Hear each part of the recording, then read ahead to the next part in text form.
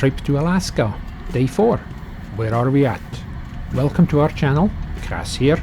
Let's discover day 4 with all the adventures and stories from that day. You can see we have a map here. We started at Muncho Lake and heading up towards Watson Lake, and in between we have a stop in Liard River. And while we are on the way, we come across the first wildlife sighting of the day already, and I do believe these are Ibexes. I said that correctly. There are 3 females just wandering the side of the road here early in the morning. If you had a chance to watch day 3's video, you know that we camped right beside Muncho Lake. That's the lake you see here on the left, and we are gonna follow the lakeshore here for a little bit.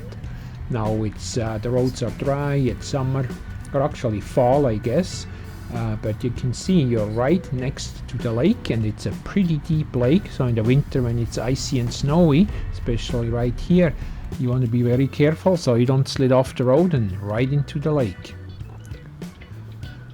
Meanwhile, we passed and left the lake behind us, and we found a grazing bison herd to the left and the right side of the highway, taking advantage of the nice green grass still before winter gets even closer. So we'll just check them out and proceed slowly and with caution. One of our more lengthy stops today, because we are driving a little bit less than normally, but we wanted to have a few spare hours to make a stop at Liard River Hot Springs.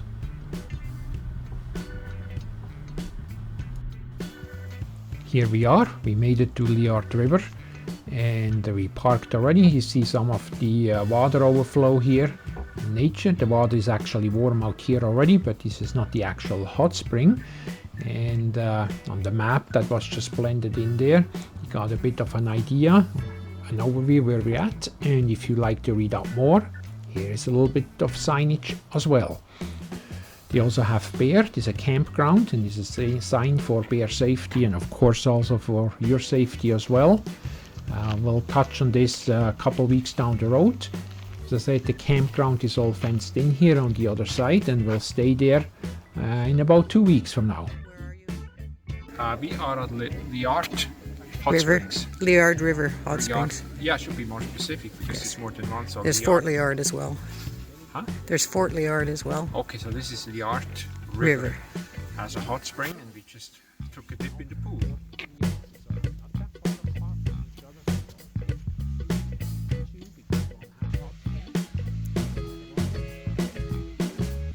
And we made it.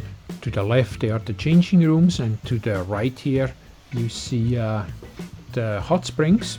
So we'll just take a quick dip, and I'll have more on this, as I said, when we come back to this area again.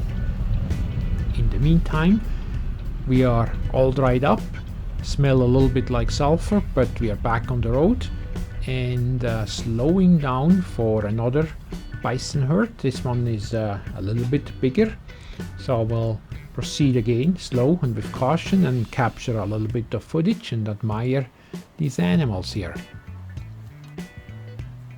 Now whatever you do, don't get out of the car, don't try to approach them because they can run pretty fast. Keep in mind, they are wild animals. So again, keep your own safety and the animal's safety in mind as well. But we will proceed very slowly here. Some of them are going to be even a bit closer, but normally they mind their own business. So we do the same, we mind ours, take a couple pictures here and move on again.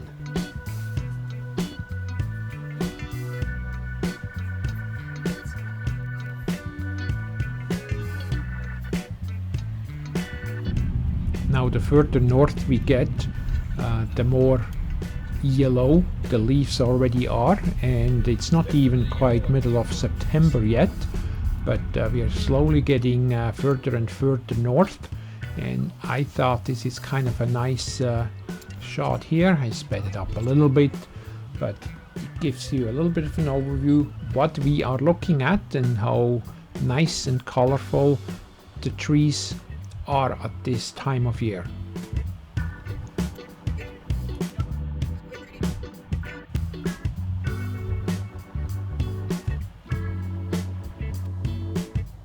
Now while we travel, we found a little bit of roadside pullout. Time for a quick washroom break, but main objective of this is we have a nice little elevated overview of the Liard River. So we're gonna check this out and I think take a couple amazing pictures here. Do you think that's the Liard River still? I think so. Probably. It's quite the river if you look down there, quite deep, but the water is very clear. You can see pretty much to the bottom if the sun shines in it. So If you look at those clouds at the top of that.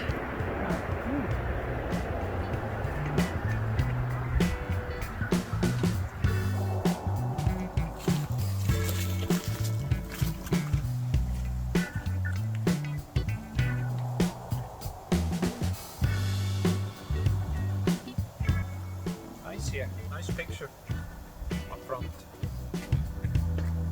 Just go down up there and you have a nice river.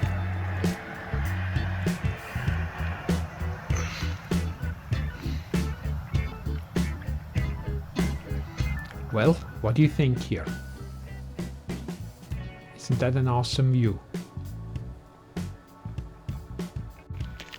We just made it into the Yukon from BC, also known as British Columbia, the northern border of British Columbia that is, and look at all these stickers.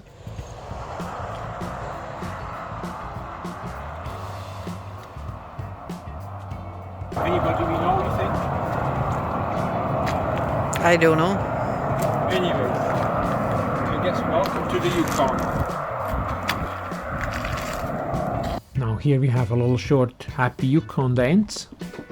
Anyways, we are north of the 60th parallel. We're gonna go in and out a little bit here over the next couple hours, toggle back and forth between British Columbia and the Yukon, but after a couple hours here we'll be staying north of the 60th for the next 2.5 weeks. Now here is a lot of information as well. If you want to read up on it, just pause the video. Gives you the history, lets you know where the place is, and all kinds of other information as well, if that holds any interest to you.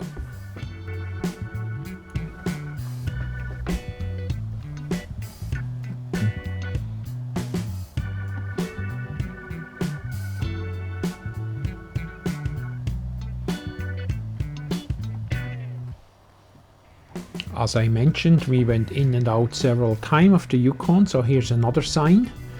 Entering back in again, and we are gonna arrive in Watson Lake. You can see this on the map here, and that's also gonna be home for tonight, but we got another little bit of a surprise in store for you here, so hang around. Now also we will stop by at this town again on the way back, because if you go up north there's only so many roads in or out, or sometimes it's only one road that goes in and out, and that's kind of a bit the case here. Now what I mentioned there is we will make a stop, and you see all these signs here, and that's the Watson Lake Forest sign forest, I should say. Let me put this, or put these words in the right order. So there are signs from all over the world, from different places, different towns, and we're gonna check this out for a little bit here.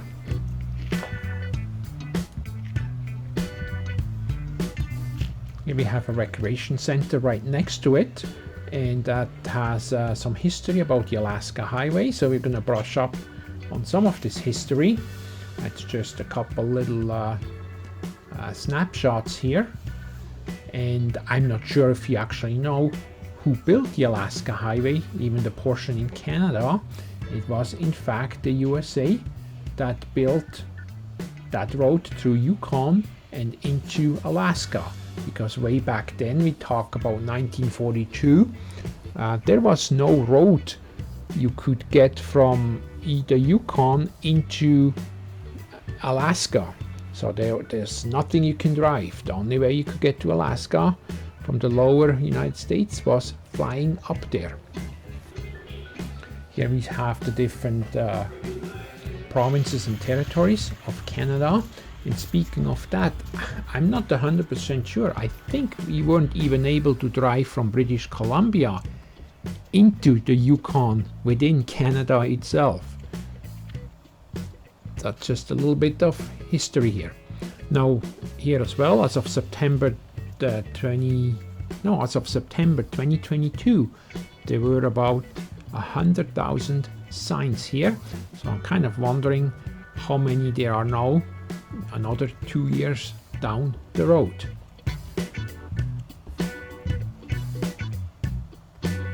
Now perhaps just a little tip here: if some of the signs in your area, in your neighborhood, in your town go missing, well, perhaps that's one of the places you want to start looking for it first. And you never know. As I said, they are from all over town, all over the world, license plates from different areas, town signs, information signs. So, people make their own signs, which we're going to do, by the way, then as well when we come back through here again.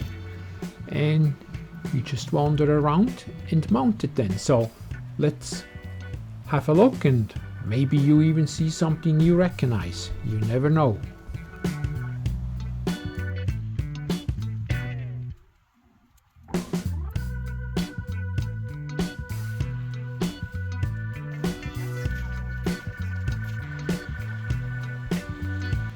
Now there's a bit of information here as well. It started quite humble with one post and a few signs on it. What does the sign say? Watson Lake, Yukon, the world famous signpost forest. Signpost Forest. It's massive. I thought it's a little area, but it goes on forever and ever and ever. Like, it's impossible to see every sign actually, but it is impressive. Doesn't matter where you look or where you turn, there is sign upon sign, and it's actually quite interesting.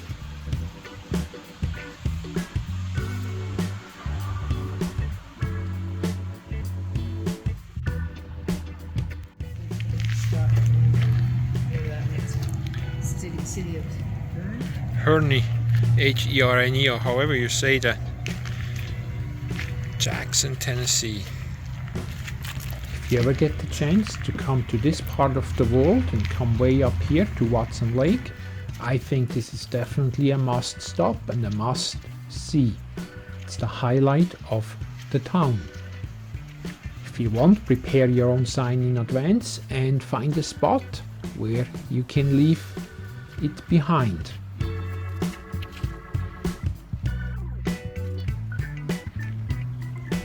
I wouldn't be surprised that's the original, how it all started.